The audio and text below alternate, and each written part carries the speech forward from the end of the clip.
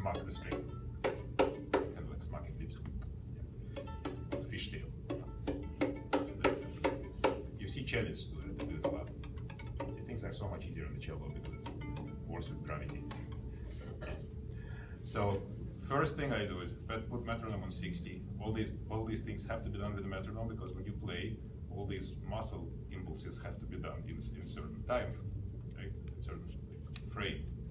So when you practice, you want to do it not just randomly, but at specific intervals. So I put the metronome on 60, and you start.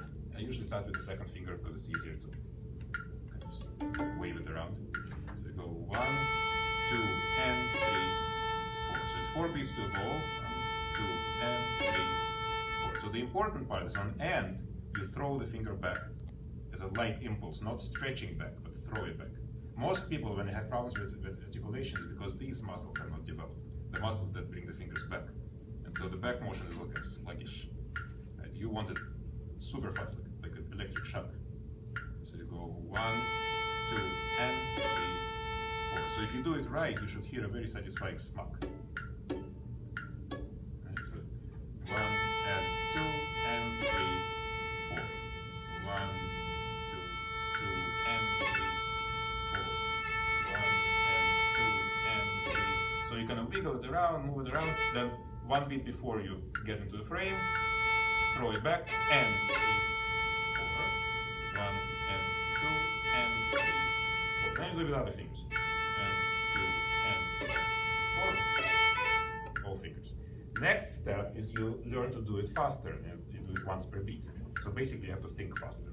Like relaxation, preparation all happens faster. So you go 1 and 2 and 3, 4. 1 and 2 and 3, 4. 1. And don't grip, see, I'm barely holding. 1 and 2 and 3, 4.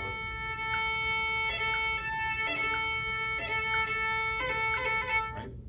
Next step is you keep lower fingers down. So it's you start, you do all combinations of fingers. So first finger is down, very lightly, almost harmonic. So very touching the string. And you go 1 and 2 and 3, 4. 1 and 2 and 3,